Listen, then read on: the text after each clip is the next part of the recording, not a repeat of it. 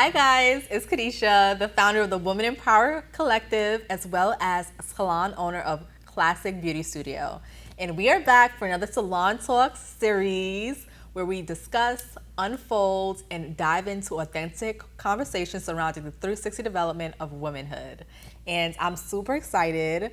This month, as we know, April is Financial Literacy Month, and we are here with the financial guru herself. So I'm going to let her introduce herself, as well as my very dear friend and client.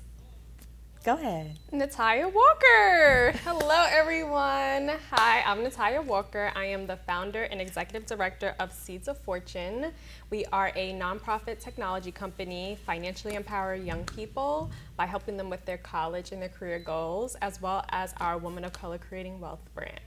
Love it, love it. So, Nitiya, how did you get into talking about and just like developing your brand around financial wellness and financial literacy? Well, I will always say I'm a Brooklyn girl at heart, and it actually started back at church, which is kind of crazy. So my church actually had a program that was called Teams That Mean Business, and they would pay for us to be able to work at small businesses in the summertime. But the okie doke was that before we would get paid, we had to take financial literacy classes every Monday. Okay. Yes, so then that made me learn about finances, personal finances, student loan debt, and it really started to like activate like my behavior on personal finance. So I was able to set up a bank account and a checking account, savings and checking account, and that started my good financial habits, I think, from that kind of young age. I love that. Yes.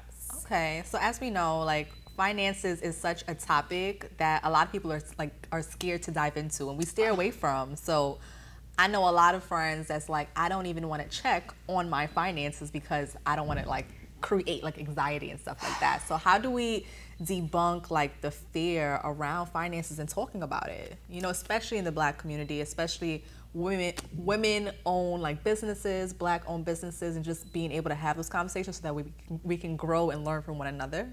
So I would say there's two sides to financial literacy education. So one for business owners, but then also just for like your everyday self as a person. And it's really about being goal oriented in your finances. So having a particular milestone or something that you want to get to.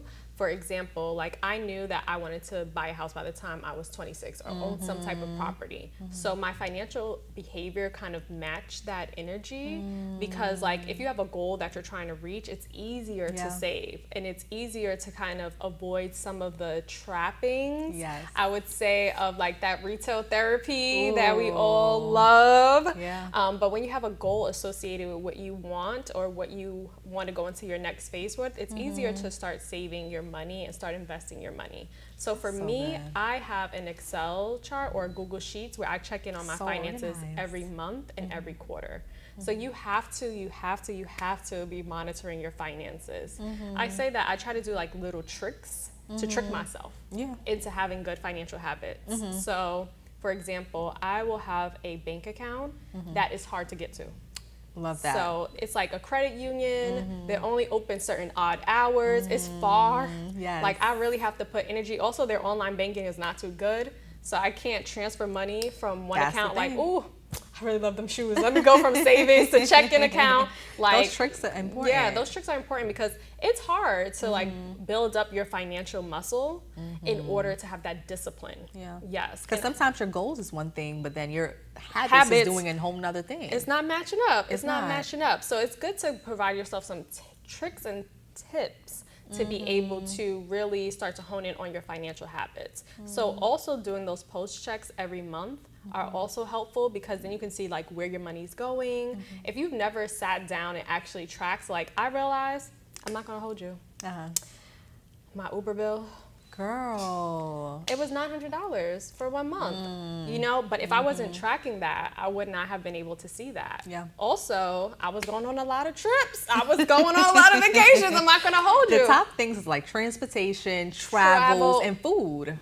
Girl. That's what the girls spend their money on. Clothing, beauty, especially Black women. I think our probably maintenance fee of being a Black woman is probably higher than some other folks, you know? So I feel like we really also have to figure out how we can maximize our areas of life that are expenditures but are not very helpful to our long-term goals of what we're trying to achieve. But you don't want to cheap out on yourself either. Absolutely, because it's an investment. It's an investment. And then also you feel like, I think it's like similar to like when you're in fitness and you're trying to like get to your best fit weight. Yeah. And then you're like, I'm gonna go on a diet.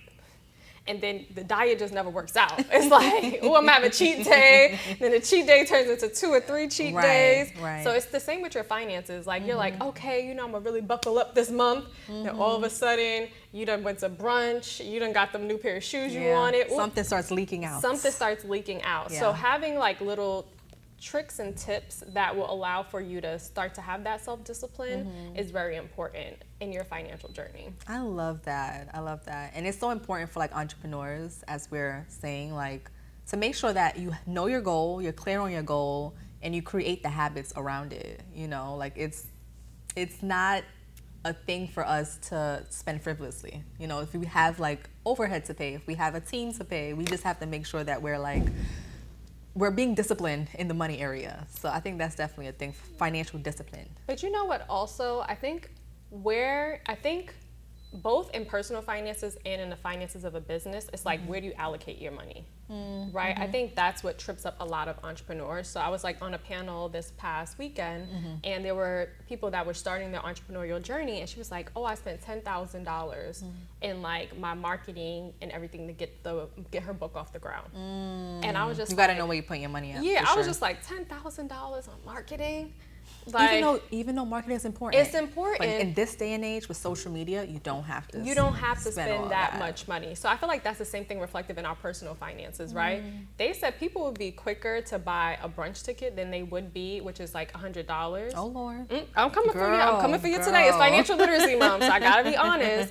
Than to put $100 away in an ETF. That could be like building wealth for them, you know? And what's an ETF? So an ETF allows for you to be able to have like a conglomerate of stocks in one portfolio. So it allows you to have like, you're able to invest just in that ETF, but then you're able to have like a portfolio of stocks and mutual funds. So it's a safer investment. So you're not just investing in like Apple, like maybe there's a tech ETF, and then they also have like a mutual fund in there. So it's bonds. So it's a nice balanced portfolio that you can invest in that portfolio instead of just investing in just a bond, just a stock. Got it. And typically, they said that S&P has the best return when it comes to ETFs. So it's like a very solid investment to start to grow your money in a safe way if you're not ready to go into stocks. Got it. That is so good to know. Yes. There's so many different ways to grow your money, but investing, as we know, is like such a key part. And not a lot of us have knowledge about investing, especially if you didn't grow up speaking about it in your family, around the table. Definitely. Especially us first generations, you know, Definitely. a lot of first generation entrepreneurs, we don't have the knowledge or the skill sets on how to grow the money. So what would you tell someone that wants to get into like investing? Like, what are some strategies that they can take besides to like the ETF? I would say start small, right? Because the market is a little volatile, so it could be up one day and then like it could be down another, and then that makes people nervous and they like pull their money out. Absolutely. Or they're making unwise but scared investments. money make no money. I say, but you know, I'm still on the conservative side of things, you know. Really? So there's like smaller things like Acorns is like the first place that you can like start to invest, because it's like investing your change, like things you don't even think about, and then over time it like grows. Once you like, you know, you did Acorn, you feel comfortable, you got your first maybe like $100, $200, $500 out of Acorn. I would say, all right, now it's time to level it up, you know. And then I would suggest like maybe Fidelity. So Fidelity, they have like a bunch of different products inside their investment arm of their business, but that's when you start to go from like maybe Acorns to like a mutual fund or ETF, or like even simpler than that, if you're like really, really conservative, a high yield savings account. Yes, I just got into high yields like a few years ago, but it has been very, very good to like grow my savings, you know. So the money that I already put in is like gaining interest and it's accruing interest as time goes, and I don't have to touch it. So I love that. Yeah, so you know, those kind of simple things. Another thing that people can do is if they're like really like, you're not speaking my language, I don't want to invest, I'm not feeling this, no, there is money market accounts that you can open up at the regular bank. So you can have like, instead of just having a regular checking account, the money market actually has a higher interest rate. And in that interest rate, you can put your money in and have it start growing just in your regular bank account, if that makes sense. Okay. You know, those are definitely good like tips for sure. I try out here. You know? So we know that, as we're saying, like a big part of saving and like maintaining wealth is mindset. Yes. You know, so how do we cultivate a mindset around growth opportunities for business and entrepreneurs? So I first think that we gotta take a few steps back, right? Like, I think people have to figure out where their money mindset is first. So there's like a few kind of pillars that they like put money mindsets in. So one is money scarcity. So the idea that there's a limited amount of resources, like I need to save, those are the savers. That's how I'm usually am. I'm not gonna lie. Like I'm very like, okay, I don't know. There might be a hurricane coming and throw us all overboard, you know? Then there is like, But I know, just like speaking from knowing Nitiya does like, you have everything scheduled out to a T when it comes to like your finances. I try, because I'm also a little irresponsible. Like, mortgages be like, excuse me, honey, you didn't pay your mortgage. I'm like, I didn't do that. Let's put on automation. Automation is your best friend. Automation is everything. Yeah. But I will say, like, for just like a tip, because I learned this from you, like even Nitiya being a client at Classic Beauty Studio, is that you even like budget out like your beauty expenses as well. Oh, yes. So Have to. Yeah, Have your to. self-care has to also be factored in into like your overall monthly budget. I would definitely say so. I would definitely say so. And I would say that probably falls into like money conscious. So there's money scarcity where you feel like there's never enough money, and then there's money conscious where you're like conscious of your expenses. So those are people that have budget sheets. They're like, this is where every dollar went to a T. Then there is something called money betrayal, which is a little harder for people to talk about in their financial journey, which is like if, for example, you had a bad credit score, but it was your parents that actually took out credit on you when you were a child. Or maybe you had a partner who took the money out of the bank account and then ran off with the funds. Yeah. Like these And things, those are real life situations. those are real life situations that happen to people. So like there is this betrayal that they feel with money, and then their financial habits reflect that. So they have to figure out where, then there's money abundance, where you feel like I like that. money I like the sound of is it. not an option, like money is growing off trees, baby. And that's kind of the mindset most people want to be in. Yeah. But usually people fall somewhere in those four brackets. Got it. If that makes sense. So like even a money abundance, it sounds great, but if you feel like money is just overflowing, sometimes people can take like advantage of it to the point where they probably don't have it. Would you say, like people that are like money abundant, sometimes they probably think there's so much money for me that I'm just gonna go ahead and spend it? Like they spend more frivolously, or do you feel like those people like have more growth mindset and they see it in their finances? So it could be two ways, right? Most times it's a growth mindset where they feel like they can grow money, but there can be an irresponsible money abundance where it's just like money gonna come, you know, and then it don't come, and then you're back in money scarcity, right? But usually you fall somewhere in those brackets, or you've been in different stages of those brackets at some point in your adulthood or childhood that's made you transition from one point to the next. Those are good. So what are the biggest financial myths or limiting beliefs that hold people back from building wealth? And as we know, building wealth is literally the goal of us starting businesses. We don't build businesses just for us. We build it for like our generations to come and like our children, and to be able to put them through college and all that. So like, what are some mindset shifts or like myths that people have that are limiting their beliefs from building wealth? One, if it is actually a business, right? I think that with social media today, some people do not have a business. They have a hobby. Wow. Yes. Speak about it. It's a hobby. It's not bringing in any revenues. Like, it is now a hobby at this point. It's not bringing in enough revenues, but they're very passionate about it. Then you have on the other side of the spectrum that you're a sole proprietor. So it's actually just you bringing in revenues for yourself, but it's not necessarily that you have employees, where you're starting to build that wealth for other people. And we call it like the different phases of wealth building. So like let's take McDonald's for example. The first level of building wealth is that you work at McDonald's, right? And you get your paycheck. The next part of the wealth building is that you can be a franchisee. So a franchisor is somebody that owns that restaurant of the chain, right? So now you're not working at McDonald's making money. McDonald's is now working, like people are working for you under McDonald's, bringing you in money. Yeah. The next bigger thing after that is to own a piece of share of McDonald's. So now you don't even have to own the restaurant, right? You now own part of the corporation of McDonald's. So now money is just coming, your dividends are coming in your sleep. And dividends are, for those that are not as familiar, money that a corporation gives you after they've made their profits. So when you start to look at the different phases of wealth building, that's like the myths that people think that, okay, I own this restaurant. I'm gonna be a millionaire now, right? It's not how it works, right? Not because usually. you're working in the business, you're probably, if you were actually to work for somebody else, you might be making more money than you are as an entrepreneur. There's so much money that you have to put into it. So much money you have to put into the hours that you're putting into it compared to your pay as well. So at some point in the entrepreneurial journey, you definitely want to make sure the intersection is that now you're starting to operate the business instead of the business running you. Wow. And how do we do that? Like, how do we build financial freedom, I want to say? Because I think that's the goal as well. It's like generational wealth, but freedom. So I think we've kind of had a side conversation about this, but it's like, what's your number? What's your freedom number? So like when I was like starting out in entrepreneurship, I like had conversations with my friends that were entrepreneurs already. And one of my friends was like, $40,000 is her freedom number, because with $40,000, she can get her bills paid. She can travel all around the world for whatever cost she wants and still have some money left over.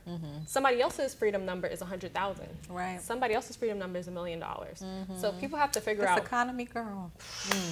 This sounding about $1 million up. I don't know, we're gonna all have to move out of New York by the time everything is all said and done. So I think like the freedom comes into, what does freedom mean to you? Right? What's that freedom number? And then how can you back into that? So we talk about how one business can have multiple streams of income. You told me that. Yes. That's So, such a good point. for example, we were talking about like a restaurant owner. Now, instead of you burning out in that restaurant, we were talking about one of the restaurants that I'm thinking about catering from. They actually have the restaurant. They are also on their restaurant website. You can book the restaurant for events. So instead of just the food sales bringing in money, now the restaurant is a venue. Yeah, the space. The space The is commercial space, is a place to bring in money. They got a food truck.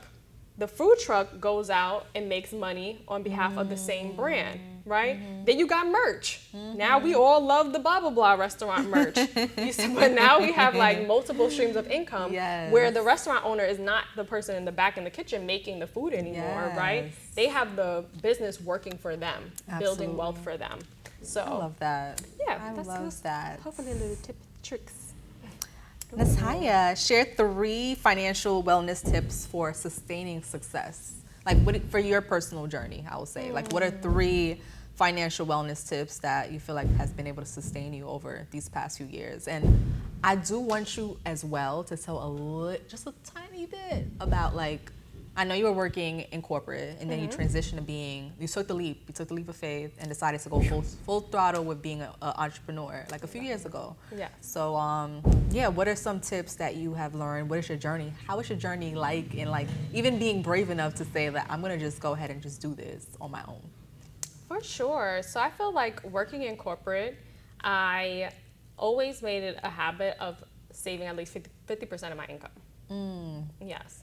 So like I only lived on 50% of my income. And like the 50% that was saved or invested, like it didn't even exist to me.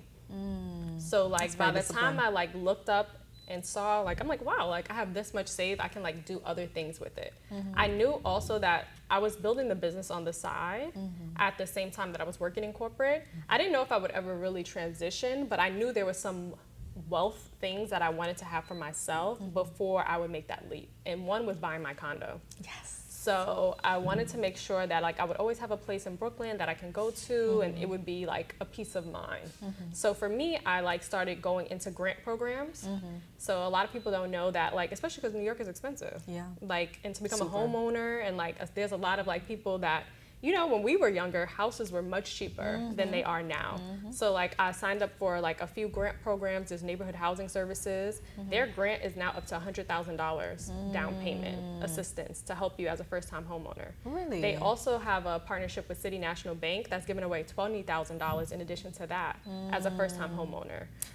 Are you also eligible for like the what is it, FHA? FHA loans, yes, but the only thing about FHA loans, you only have to put 3% down, but then you have to be mindful, like, depending on what kind of property you want in New York, 3% down, your mortgage might be a little high, so your monthly payments might be a little high, but it's great if you don't mind having a high mortgage, maybe you're splitting it with someone, to be able to take that leap and do it. It just depends on where people are comfortable with and what's the price range of your home that you're gonna have. The average, I would say, if you're going on a smaller side of a condo, like the cheapest, like in far out Brooklyn, is maybe like 250,000. So just think 3% of that, and then back yourself into that. So can you like do the grants and do the FHA? Like the grants can help you pay down that maybe more than 3%?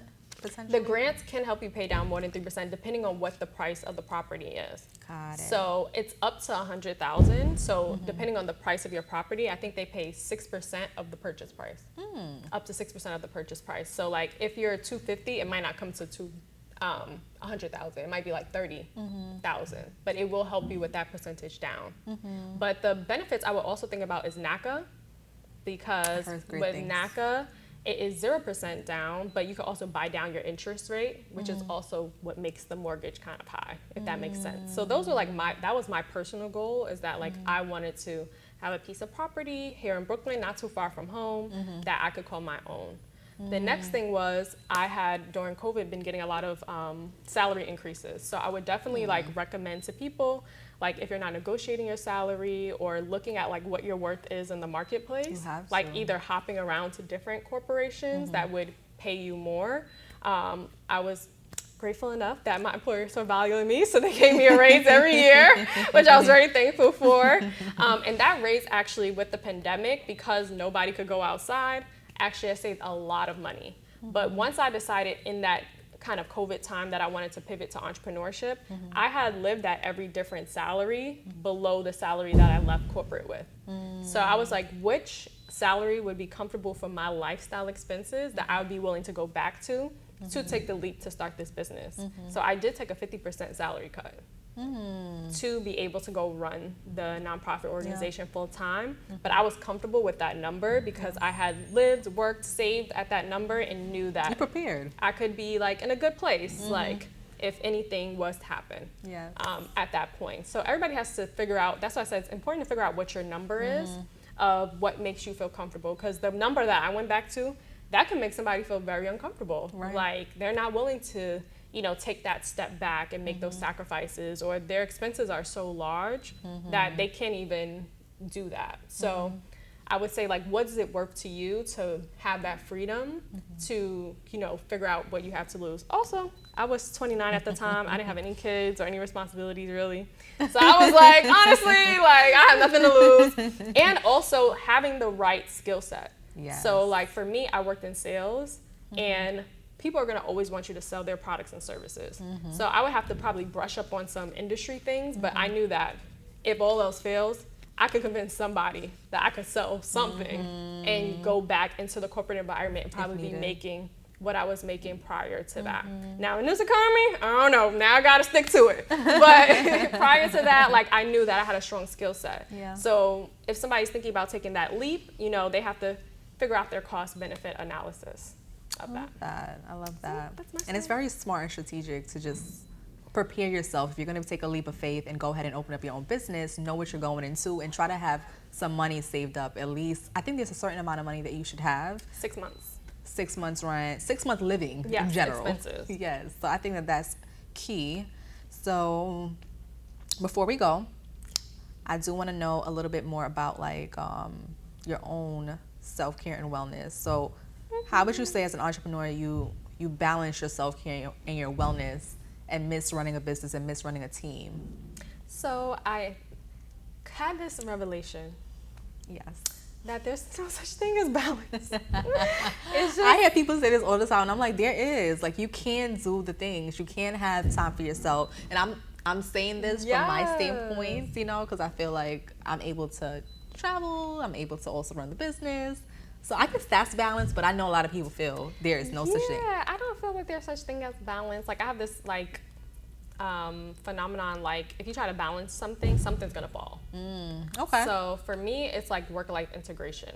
is what I call it. So like, I like that. for example, like today, my mom was supposed to do the fair for me. She wasn't able to, but she will be at the fairs this weekend. Okay. And because like, it's like, I would call it a family business. It's definitely a nonprofit, but like, you know, you hire good people and she's qualified. Sometimes that's your, Sometimes parents, your siblings have to come in and help out. So they're gonna man the fair, and then that leaves my Sunday free to do whatever I want to do. A couple of weeks ago, I went to Las Vegas for a conference, and then my family flew out to the conference, and they were just like, "Yeah, let's make it. Time. Yeah, let's have family time. Like after you finish the conference, we're gonna go to a show. We're gonna go out to dinner." So I feel like having that kind of integration into life doesn't make things feel so like up and down. And I feel like I was raised like that too. Like my dad, he ran a theater in Times Square for like 20 years. Okay. And we were all a part of the theater. So like people did tickets. Like my brother was one of the actors. Like we cleaned up the stage stuff, and that was family time.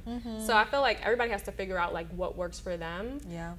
But for me, I feel like that integration like fills me up and like makes me feel full at the end of the day. And then also putting parameters around time. So now on my calendar, I have it that I'm out of office starting at 6:30, so people can't book time on my calendar anymore after that time period. 6 p.m. 6 p.m. Especially because, you know, it's like a 25/8 job. Yes. Like round the clock. People so it's good will be that you calling set that. you. I also separated my personal phone number from my business phone number. Okay. Because that's a good boundary. I do operate with students, and so I used to be at the parties like la la. They were like ring ring ring. I'm like hello, what's up? They're like this is Miss Sandra. I'm just trying to figure out about Seeds of Fortune. I'm like, oh Miss Sandra, I'm gonna have to call you back, girl. Like so, just having that balance. I think like that separation, not balance, separation. Because people will be like, oh, like how are you? I'll be like, Seeds of Fortune is great. Like there's like no separation between me and the organization of who I am. I'll be like us and we. It feels like your identity. Yeah, it feels like it's a part of you. I'm like, it's we. They're like, who's we? I'm like, oh, Seeds of Fortune, right? Not me. We.